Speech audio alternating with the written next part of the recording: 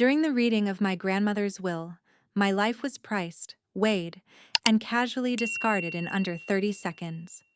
I watched my parents sign off on $28 million being transferred to my older sister while I sat 3 chairs away, gripping the edge of my seat so hard my fingers went numb. My sister laughed, actually laughed, as the amount was confirmed.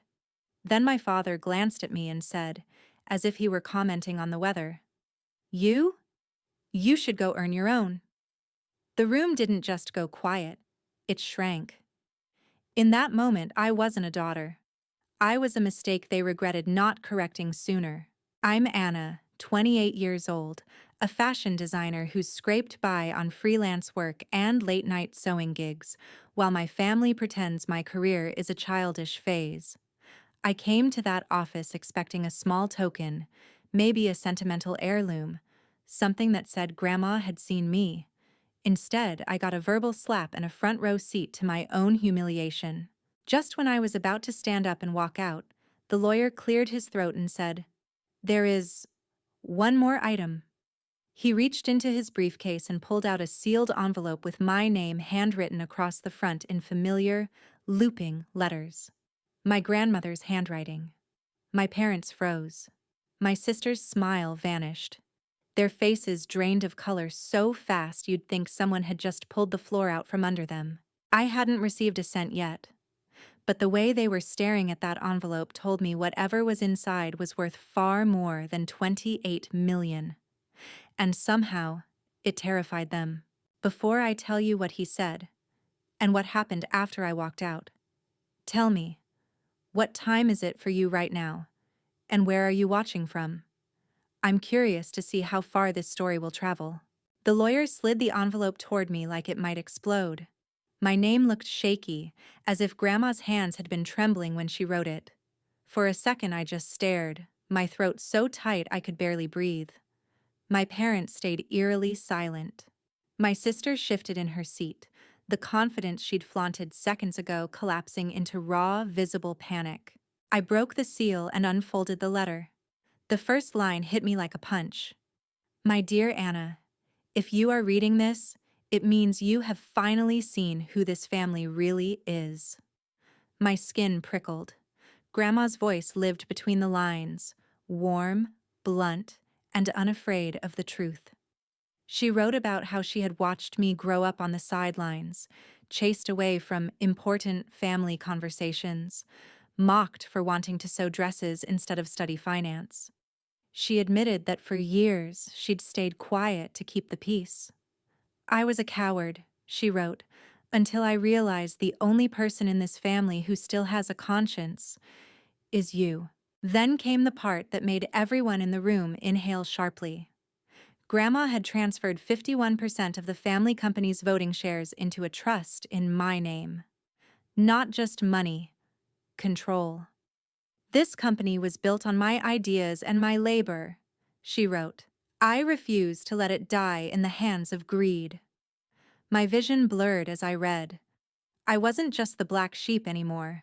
I had just become the majority shareholder. But the letter didn't stop there. Folded behind it was a smaller stack of printed documents and a USB drive. The lawyer cleared his throat and read a short clause from the will. "In addition to the shares, Anna is to receive the attached documentation and digital files regarding corporate mismanagement and suspicious transfers over the past decade. I believe someone close to her is stealing from the company." I flipped through the pages, wire transfers to shell companies, inflated invoices, hidden accounts. It wasn't just bad bookkeeping. It looked like deliberate embezzlement, carefully spread out over years. My stomach twisted. Grandma had dated and annotated everything in her shaky handwriting. Names, dates, accounts, percentages. She'd been investigating her own family while everyone thought she was just a fragile old woman playing with her garden. Finally, the last paragraph of the letter cut straight through me. "Anna, I am leaving the company to you, not because of blood, but because of your integrity. But there is a condition. You must decide what to do with this truth. If you choose to expose it, you will destroy people you once loved. If you stay silent, you will become like them. I pray you are braver than I was. I looked up. My father's jaw clenched so hard the veins in his neck bulged. My sister's fingers dug into the armrest. I suddenly understood why they'd never taken me seriously before. It was easier to ignore the one person Grandma might trust. Now, thanks to this letter, I wasn't just a disappointment. I was a threat. We left the lawyer's office in a heavy, suffocating silence. The city noise outside sounded distant, like it was happening in another universe where daughters weren't handed explosives in the form of legal documents. My parents walked ahead, my sister right beside them, their heads close together as they hissed under their breath. I lagged behind, still clutching the envelope like it was the only solid thing in my world. On the sidewalk, my mother finally spun around. Her voice was soft, too soft. "Anna, sweetheart, this is all so sudden. Those documents can be very confusing. Maybe you should give them to your father to look over. He's been running the company for years. He knows what they mean." There it was. The first attempt. Not even subtle. I forced myself to meet her eyes. "I can read bank statements," I said, "and Grandma didn't trust him with them. She trusted me." My father's mask slipped for the first time. The carefully controlled businessman expression vanished, replaced by pure, naked anger. "You have no idea what you're playing with," he snapped. "Those documents are taken out of context. Your grandmother was old, paranoid. She never understood modern finance. Then why did she take the shares away from you and give them to me?" I shot back. My voice shook, but I didn't look away. "Why did she tell the lawyer to keep this secret until after she died?" My sister finally exploded. "Because she was obsessed with you," she spat. "The poor little artist with a sewing machine and a victim complex. She always felt guilty that you never fit in, so she overcompensated. This isn't about competence, it's about pity." Her words hurt more than I wanted to admit. I'd spent my whole life trying not to be a burden, working nights, refusing to ask them for money even when I couldn't pay rent. To hear my determination twisted into pity made something harden inside me. "If it was pity," I replied quietly, "she would have wired me a couple $100,000 and called it a day. She wouldn't have given me voting control and a paper trail of theft." For a moment, nobody spoke. My father looked away, and that tiny flinch told me more than any confession. Guilt. Fear. He knew exactly what those documents were. He just hadn't expected them to end up in my hands. "Listen to me carefully," he said, stepping closer so only I could hear. "If you go around waving those papers in front of people who don't understand how business works, you will destroy this family. Everything we built, everything your grandmother sacrificed for. You want to be responsible for that?" "Yes," I thought. "If what you built sits on stolen money, maybe it deserves to burn." But I didn't say it out loud. Not yet. Instead, I took a step back and slid the documents into my bag. "You're right about one thing," I said. "I don't understand everything yet. That's why I'm going to find someone who does." As they drove off, my phone buzzed in my pocket. A text from my best friend, Jason. "Heard the will reading was today. You okay?" I stared at the screen, then at the USB drive in my hand. For the first time since the letter, I let myself feel it. Fear, grief, betrayal, and underneath all of that, rage. They'd spent years making me feel small because I chose sketchbooks over spreadsheets.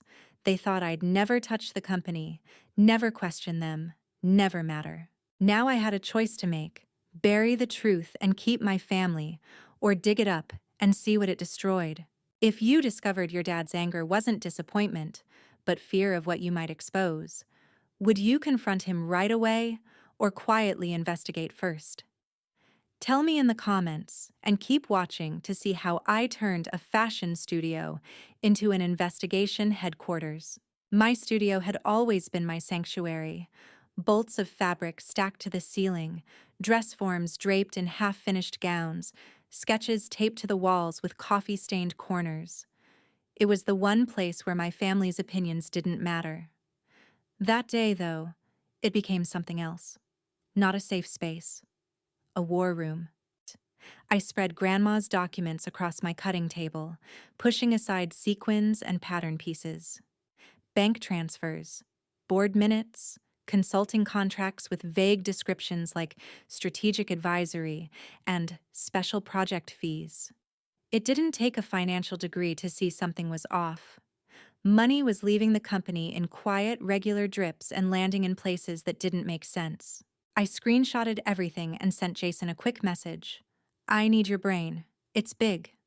He replied almost instantly, flattered, "On my way." Jason had grown up in a completely different world from mine.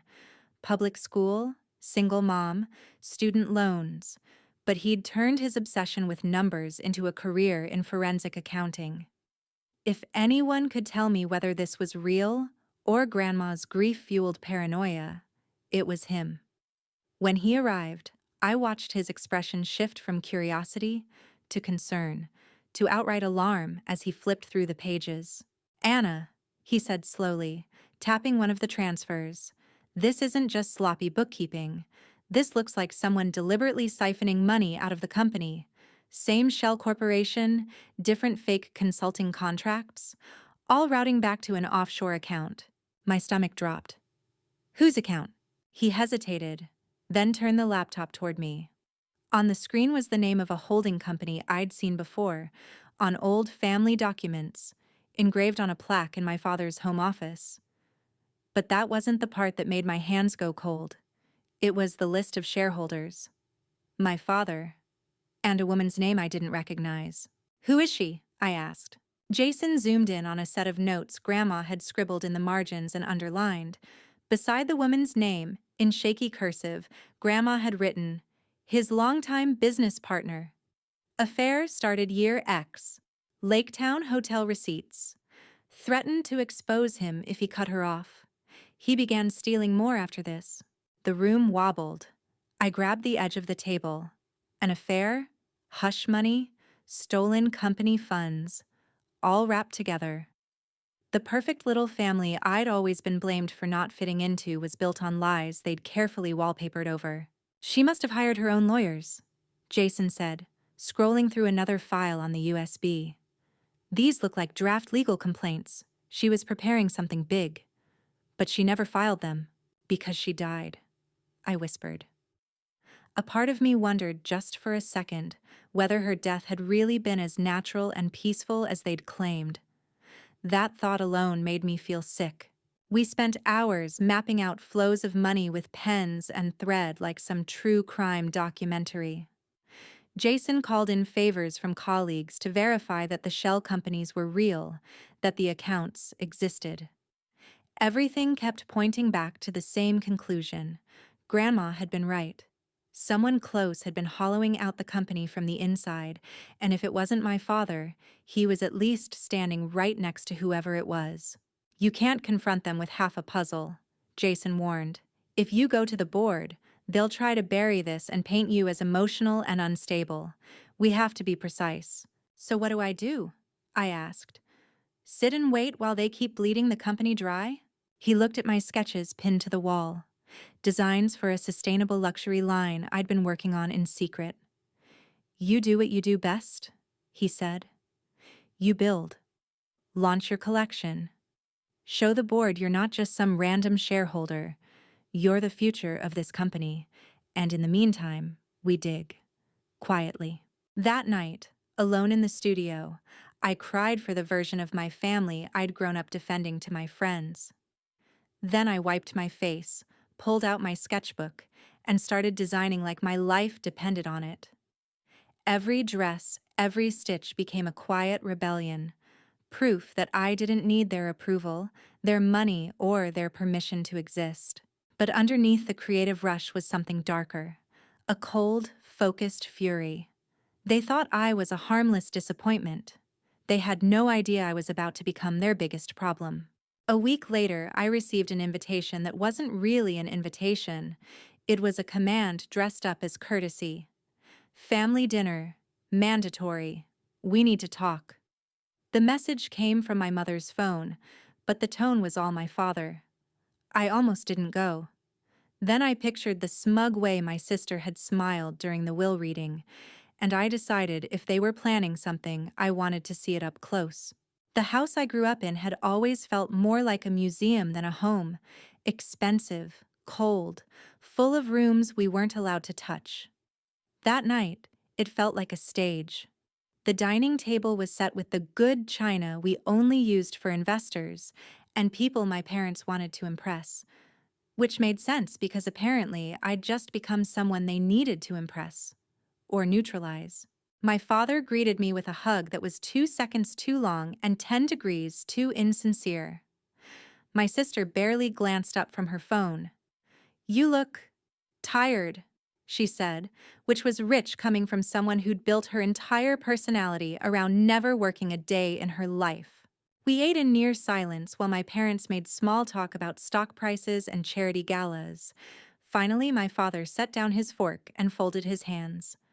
"Anna," he began, "we've all had some time to think since the will reading. Your grandmother's decision was surprising. But we want to move forward as a united front." There it was, the sales pitch. He launched into a carefully rehearsed monologue about protecting the company and avoiding public scandal.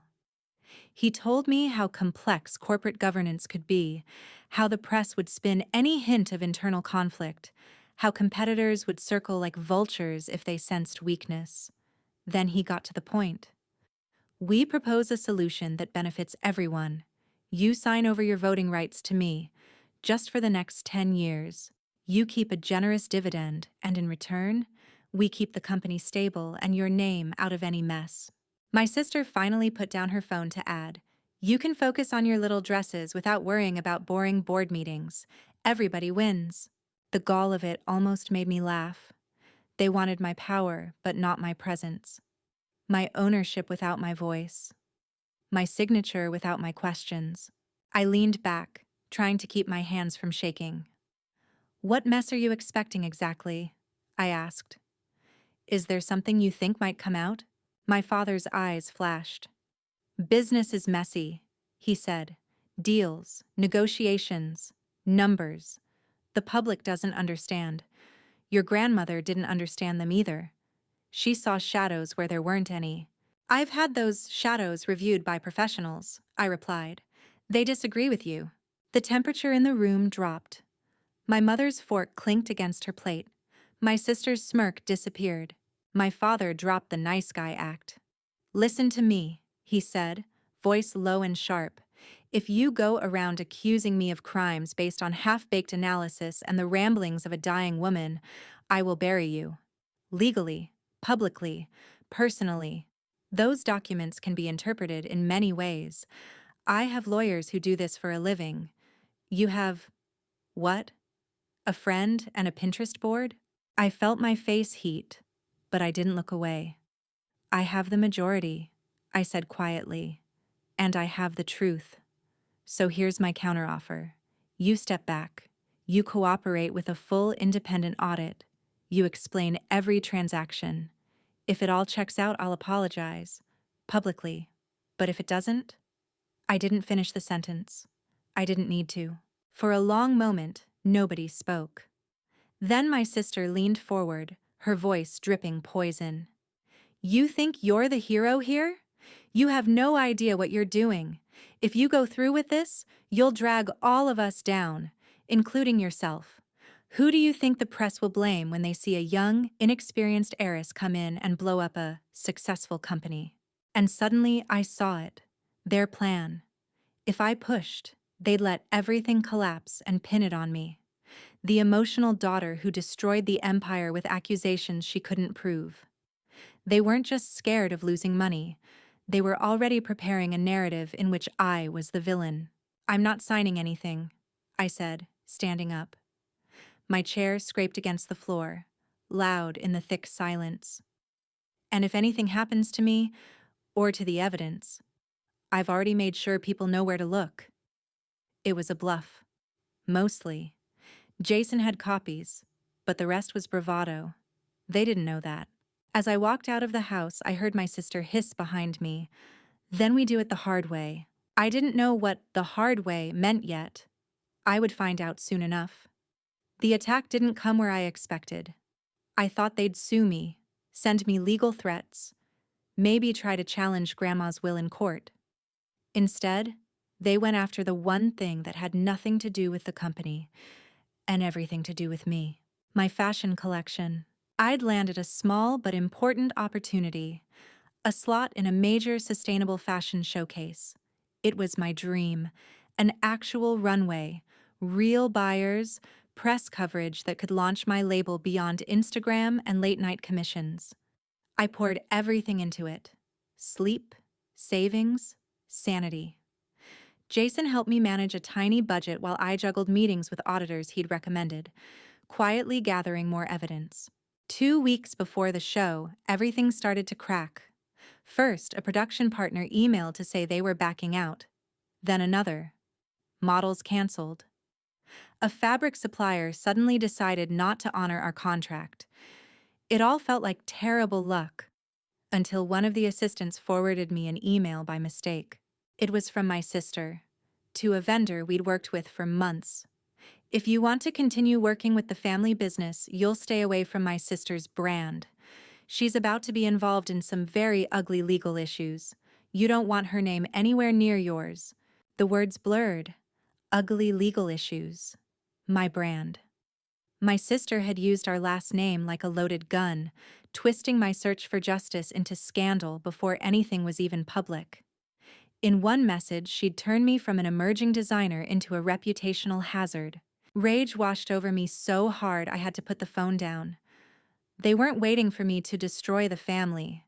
They were trying to destroy me first. So when I finally pulled the trigger, no one would believe it wasn't out of spite. Jason read the email and swore under his breath.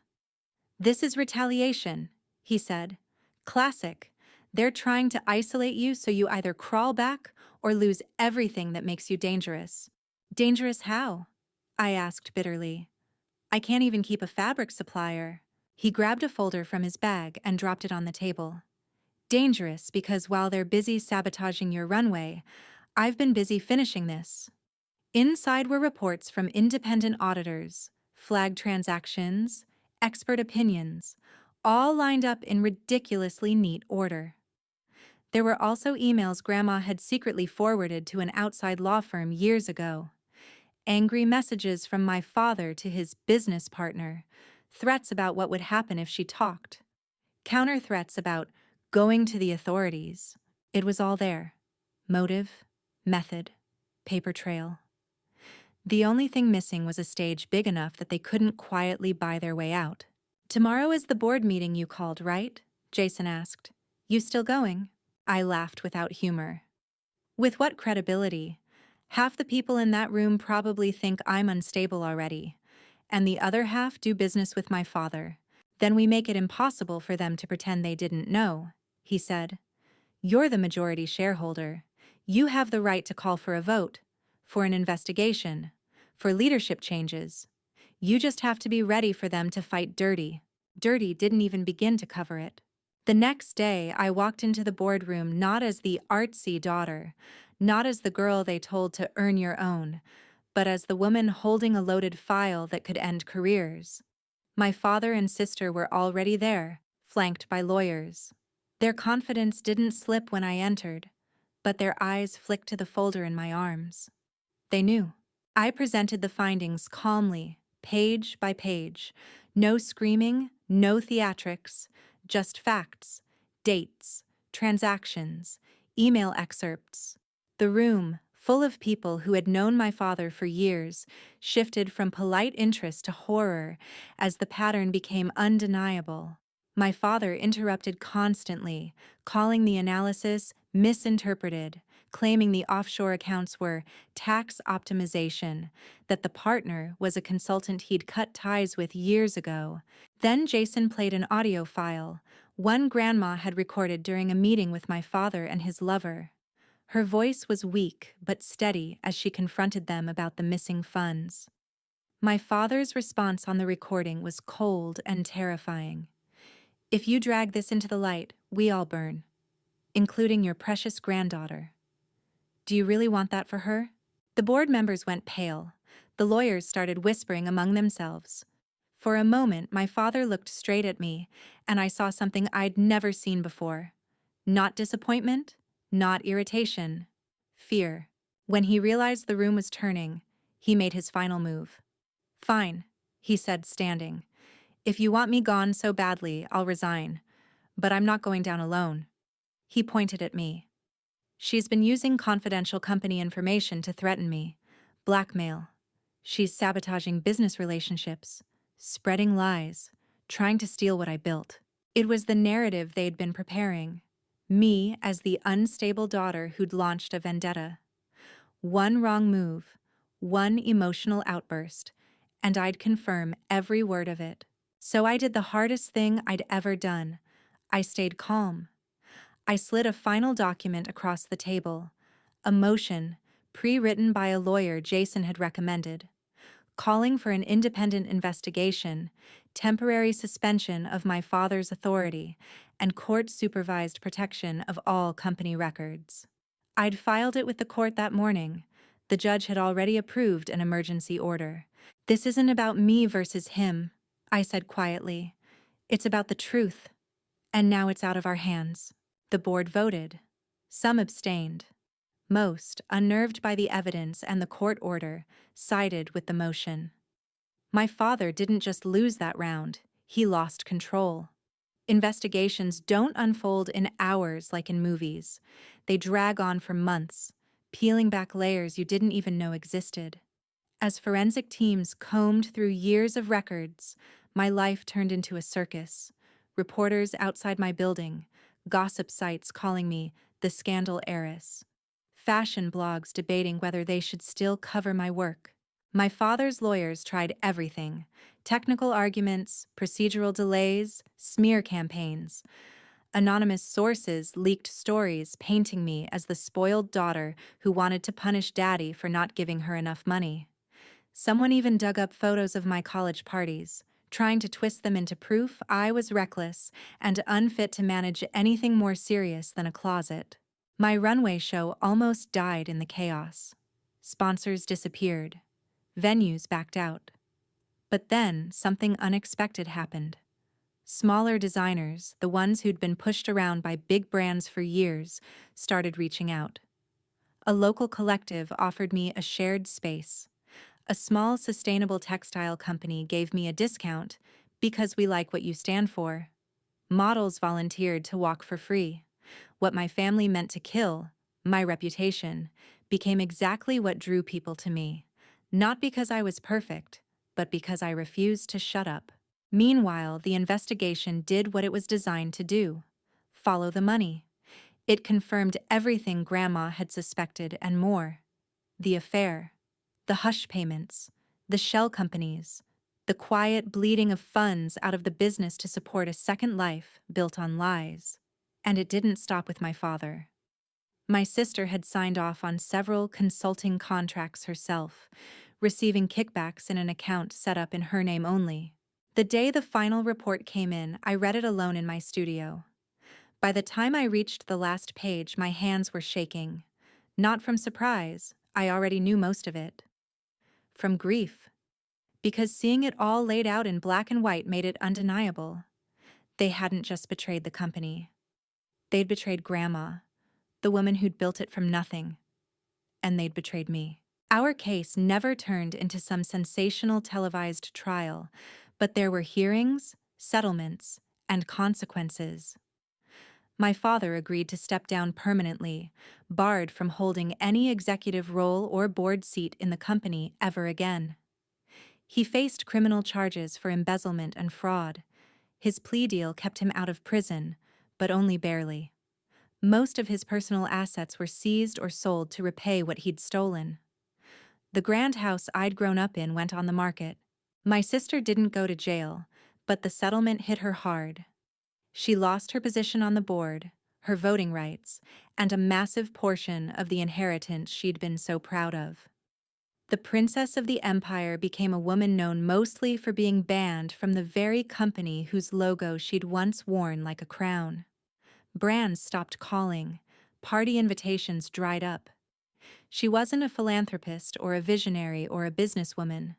Without the illusion of power, she was just ordinary, and she hated it. People ask if I felt satisfied watching it all fall apart for them. The truth is complicated.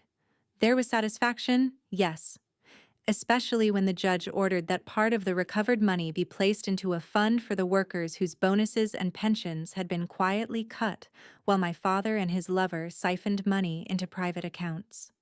Seeing employees cry with relief in the hallway did more for my soul than any verdict could. But there was also grief that sat heavy on my chest. I'd grown up wanting my father's approval, my sister's friendship, my mother's warmth. Instead, I got their lawyers' letters and their accusations. They told anyone who would listen that I'd ruined the family, that I'd chosen money over blood.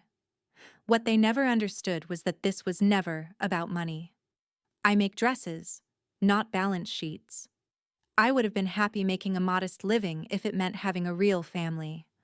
What I couldn't live with was being complicit in theft and lies. In the end, I didn't just inherit a company. I inherited a mess, but it was my mess to clean up. With the board's backing and new, painfully strict oversight, I stepped in as creative director and, eventually, co-CEO, alongside an experienced operator who'd actually earned his position. We pivoted the brand toward the kind of fashion I believed in: ethical, transparent, built on real craftsmanship instead of exploitation.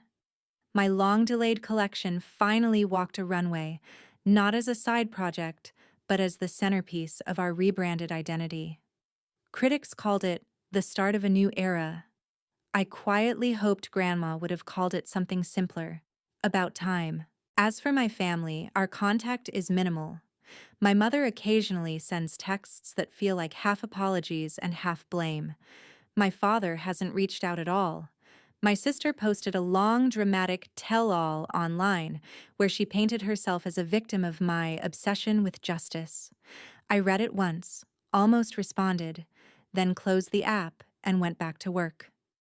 Let people decide what they want to believe. Time reveals more than any comment section ever will. Sometimes, late at night in the studio, I take out Grandma's letter. The paper is creased from how many times I've unfolded it. I linger on the line where she wrote, "If you choose to expose it, you will destroy people you once loved. If you stay silent, you will become like them." I didn't stay silent.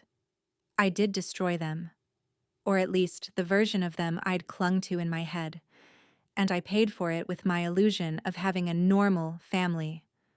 But I also rebuilt something more honest in its place, a company that finally matches the values of the woman who started it, and a life where I don't have to shrink to make anyone else comfortable. Did I get revenge? Maybe. But more importantly, I got justice. For Grandma, for our employees, and for the version of myself that used to sit outside the office door, listening to grown-ups talk about money she was too young to understand. Turns out, I understood more than they ever wanted me to. If you had to choose between protecting your family's reputation and exposing the truth, even if it meant watching them lose everything, what would you do? Do you think revenge ever really feels worth it? Or is justice always going to hurt? Share your thoughts and your own stories below, because you might be surprised how many people have been betrayed by the people who were supposed to love them most.